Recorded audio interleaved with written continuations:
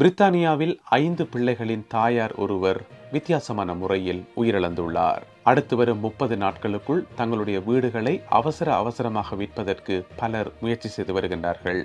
லண்டனில் இடம்பெற்ற கத்திக்குத்து சம்பவத்தில் 2 பேர் படுகாயங்களுக்கு உள்ளாகி மருத்துவமனையில் அனுமதிக்கப்பட்டுள்ளார்கள். இவை உள்ளிட்ட பல செய்திகள் இன்றைய வீடியோவில் காத்திருக்கின்றன. விரிவான செய்திகள் தொடர்கின்றன. தமிழடியான் UK உறவுகளுக்கு அன்பான வணக்கம்.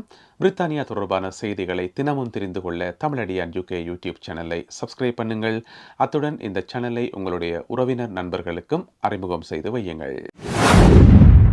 லண்டனில் இன்று வியாழக்கிழமை காலை இடம்பெற்ற கத்திக்குத்து சம்பவம் ஒன்றில் 2 படுகாயங்களுக்கு உள்ளாகி மருத்துவமனையில் சேர்ப்பிக்கப்பட்டிருக்கின்றார்கள். இந்த சம்பவம் எங்கே நடந்திருக்கு பார்த்தீங்கன்னு சொன்னால், இன்று வியாழக்கிழமை காலை 11:30 அளவில் ப்ரோம்லி நகரில் இந்த சம்பவம் நடைபெற்றிருக்கின்றது. அங்கு இருக்கக்கூடிய பேர்ன்ட் ஆஷ் லேன் என்று சொல்லப்படுற ஒரு தெருவில் 2 பேர் கத்திக்குத்துக்கு இலக்காகி படுமோசமான முறையில் காயமடைந்து வீதியிலே விழுந்து கிடந்திருக்கின்றார்கள். அந்த பகுதியில் வீதியால் சென்றவர்கள் உடனடியாக போலீசாருக்கு தகவல் வழங்கியதை அடுத்து அந்த இடத்துக்கு விரைந்து வந்த போலீசார் படுகாயமடைந்த 2 மீட்டு மருத்துவமனையில் அனுமதித்திருக்கின்றார்கள். 2 உயிருக்கு ஆபத்தான நிலையில் தீவிர சிகிச்சை பிரிவில் அனுமதிக்கப்பட்டிருக்கிறார்கள். இந்த சம்பவத்திலே படுகாயமடைந்த 2 பெயர் விவரங்களோ அல்லது ஏனைய விவரங்களோ இதுவரை வெளியாகவில்லை. அத்துடன் எவருமே இந்த சம்பவத்தில் கைது செய்யப்படவும் இல்லை. அத்துடன் அப்பகுதியில் இருக்கின்ற பேர்ன்ட் ஆஷ் லேன் இப்பொழுது மூடப்பட்டிருப்பதாக தகவல்கள் வெளியாகியுள்ளன. அத்துடன் அந்த பகுதியால் செல்லக்கூடிய 261 மற்றும் 126 ஆகிய 2 இலக்கங்களை கொண்ட பேருந்துகள் இப்பொழுது வழி மாற்றப்பட்டு வேறு திசை நோக்கி அனுப்பப்படுகின்றன. இந்த சம்பவம் தொடர்பான விசாரணைகளை போலீசார் மேற்கொண்டு வருகிறார்கள். 37 மோசமான குற்றவாளிகள் தவறுதலான முறையில் விடுதலை செய்யப்பட்டிருப்பதாக தகவல்கள் வெளியாகியுள்ளன. உங்களுக்கு தெரியும், பிரித்தானிய அரசாங்கம் சிறைச்சாலைகளில் இடமில்லை என்கின்ற காரணத்துக்காக ஏராளமானவர்களை அவர்களுடைய தண்டனை காலம் முடிவதற்கு முன்பாகவே விடுதலை செய்து வருகின்றார்கள்.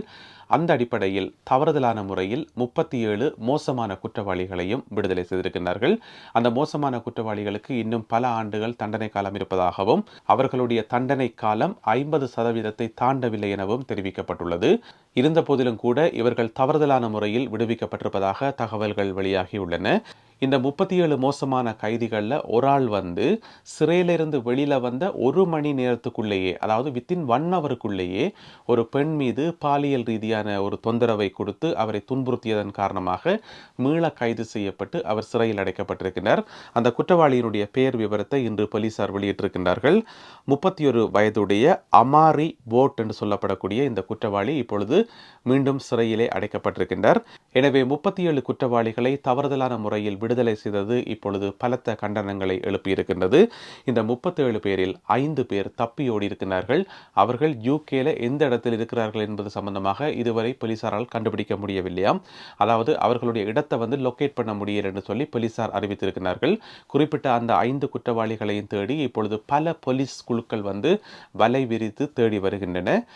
இந்த குற்றவாளிகள் இவ்வாறு தவறுதலான முறையில் விடுதலை செய்யப்பட்டதுக்கான காரணம் பழைய சட்டத்தினுடைய அடிப்படையில் செயல்பட்டதான் காரணம் என்று சொல்லப்படுது. அதாவது 1997 ஆண்டில் உருவாக்கப்பட்ட காலாவதியான சட்டத்தின் அடிப்படையில் அதில் ஏற்பட்ட ஒரு தவறு காரணமாகத்தான் இவர்கள் விடுவிக்கப்பட்டிருப்பதாக தகவல்கள் வெளியாகியுள்ளன. கிரேட்டர் லண்டன் ஏரியாவை சுற்றி வருகின்ற M25 சுற்றுவட்ட பாதையில் இன்று பல சம்பவங்கள் நடைபெற்றுள்ளன. இதிலே வீதி விபத்தொன்று நடைபெற்றிருக்கின்றது. இந்த வீதி விபத்து பார்த்தீங்கன்னு சொன்னால், மோட்டார் சைக்கிளில் வந்த நபர் ஒருவர் கார் ஒன்றின் மீது மோதியதில் திடீரென வீதி விபத்தொன்று ஏற்பட்டு அதனை அடுத்து பின்னால் வந்த வாகனங்கள் ஒன்றுடன் ஒன்று மோதி பாரிய சேதங்கள் ஏற்பட்டிருக்கின்றன. இதனால் பார்த்தீங்கன்னு சொன்னால் M25 மோட்டர்வேல ஜங்ஷன் 28க்கும் 27க்கும் நடுவில் தான் இந்த சம்பவம் நடந்திருக்கு. அதனால் இந்த 2 ஜங்ஷன்களும் இப்போ மூடப்பட்டிருக்குது. அதே நேரம் இன்னொரு சம்பவம் பார்த்தீங்கன்னு சொன்னால், ஜங்ஷன் 5ல் இன்னொரு விபத்து சம்பவமும் நடைபெற்றிருக்கிறது. இந்த இடத்துல பார்த்தீங்கன்னு சொன்னால், நடு வீதியில் ஏர் ஆம்புலன்ஸ் அந்த ஹெலிகாப்டர் இறங்கி அதிலே பாதிக்கப்பட்டவர்களுக்கு சிகிச்சை வழங்கியதாக சொல்லப்படுகின்றது. இருந்த போதிலும் கூட இந்த செய்தி ஒளிப்பதிவு செய்யப்படும் வரை பாதிக்கப்பட்டவர்கள், காயமடைந்தவர்கள் போன்றவர்களுடைய விவரங்கள் இதுவரை வெளியாகவில்லை. அது சம்பந்தமான எந்த ஒரு தகவலும் வெளிவரவில்லை. அதே நேரம் பார்த்தீங்கன்னு சொன்னால், M25 மோட்டார் மோட்டர்வேயினுடைய சில பகுதிகளில் வெள்ளப்பெருக்கு ஏற்பட்டு அதன் காரணமாகவும் போக்குவரத்து தடைப்பட்டிருப்பதாக தகவல்கள் வெளியாகியுள்ளன. உங்களுக்கு தெரியும், இப்பொழுது பிரித்தானியாவினுடைய பல பகுதிகளில் கடுமையான மழை பெய்து வருகின்றது. புதிய மழை எச்சரிக்கை இன்று மாலை 5 மணி தொடக்கம் நாளை காலை 10 மணி வரை விடுக்கப்பட்டிருக்கின்றது. எனவே இந்த காலப்பகுதியில் மேலும் கூடுதலான மழை பெய்யும் என எதிர்பார்க்கப்படுகின்றது. இதனால் M25 மோட்டர்வே உள்ளிட்ட பல பாதைகள் இப்பொழுது பலத்த சிரமங்களை எதிர்கொள்கின்றன. பிரித்தானியாவில் 5 பிள்ளைகளின் தாயார் ஒருவர் பரிதாபமான முறையில் உயிரிழந்திருக்கின்றார். நேற்று முன்தினம் செவ்வாய்க்கிழமை காலையில் இவர் உயிரிழந்திருக்கின்றார். இவர் எதற்காக உயிரிழந்தார் என்பது சம்பந்தமாக தகவல்கள் வெளியாகியுள்ளன. என்னென்று சொன்னால், இவர் ஒரு சத்திர சிகிச்சை ஒன்று செய்திருக்கிறார். இவர் தன்னுடைய முகத்தில் ஒரு சத்திர சிகிச்சை, அந்த சத்திர சிகிச்சை பேர் பார்த்தீங்கன்னு சொன்னால் BBL என்று சொல்லப்படும். அந்த BBL என்று சொன்னால் பிரேசிலியன் பட் லிஃப்ட் என்று சொல்லப்படும். அதாவது செயற்கையான முறையில் ஊசி போட்டு உதடுகளை பெருப்பிக்கிற சிகிச்சை. இப்படியான ஒரு சிகிச்சை ஒன்றை மேற்கொண்டு அதனுடைய பின்விளைவு காரணமாக இந்த பெண் உயிரிழந்திருக்கின்றார். 33 வயதுடைய 5 பிள்ளைகளின் தாயார் தான் இவ்வாறு உயிரிழந்திருக்கிறார். அந்த பெண்ணினுடைய பேர் பார்த்தீங்கன்னு சொன்னால் அலிஸ் வெப் என்று சொல்றதான் அந்த பெண்ணினுடைய பேர். அந்த பெண் சிகிச்சைக்கு முதல் எடுத்த படத்தை இப்பொழுது நீங்கள் பார்க்கின்றீர்கள். இனி நீங்கள் பார்க்க போவது சிகிச்சை செய்து கொண்டதன் பின்னர் அவர் எடுத்துக்கொண்ட புகைப்படம். ஏற்கனவே அழகாக இருக்கின்ற ஒரு பெண் எதற்காக இப்படியான ஒரு சிகிச்சை செய்து கொண்டு அநியாயமான முறையில் உயிரிழந்தார் என்கின்ற கேள்வி இப்பொழுது சமூக வலைதளங்களில் பரவலாக விவாதிக்கப்பட்டு வருகின்றது. இருந்த போதிலும் கூட இந்த பெண்ணினுடைய துணைவர் அந்த பிள்ளைகளினுடைய எதிர்காலத்தை கருத்தில் கொண்டு தன்னுடைய துணைவியார் பற்றி கருத்து சொல்வதை நிறுத்தும்படி கேட்டிருக்கின்றார். இருந்த போதிலும் கூட இந்த பெண்ணினுடைய உயிரிழப்பு இப்பொழுது பலத்த விவாதத்தை சமூக வலைதளங்களில் உருவாக்கி இருக்கின்றது.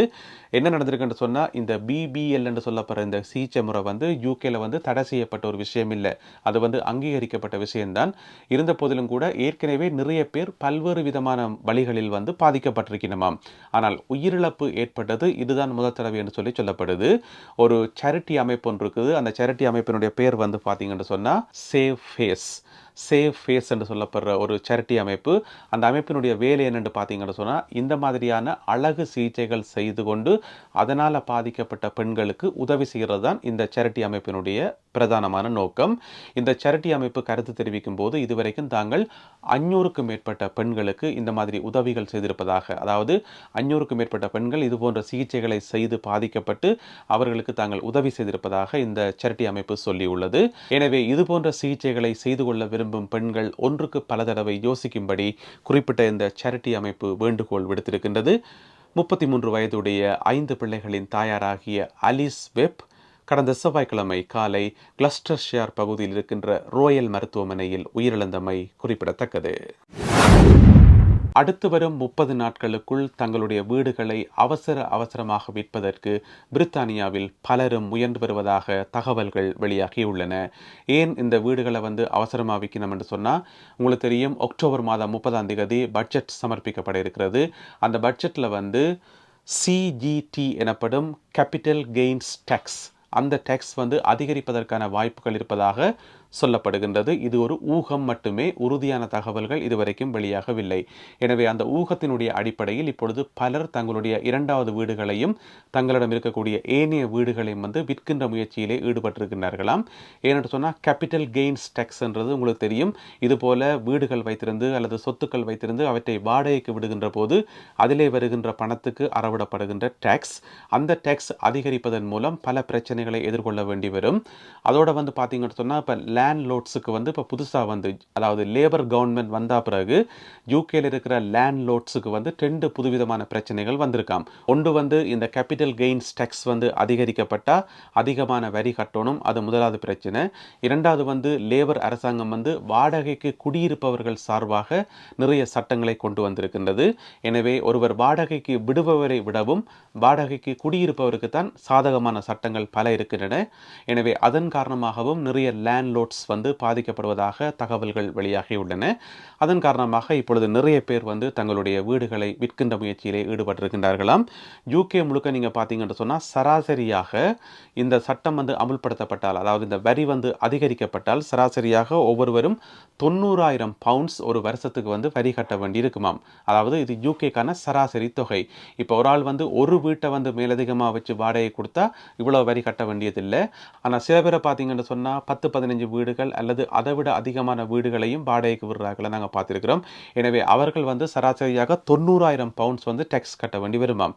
எனவே இந்த சிக்கல்களிலிருந்து விடுபடுவதற்காக இப்பொழுது நிறைய பேர் தங்களிடம் இருக்கின்ற வீடுகளை விற்கின்ற முயற்சியில் ஈடுபட்டிருப்பதாகவும் அதுவும் அடுத்து வரும் 30 நாட்களுக்குள் விற்கின்ற ஒரு கட்டாயம் அவர்களுக்கு ஏற்பட்டிருப்பதாகவும் தகவல்கள் வெளியாகியுள்ளன.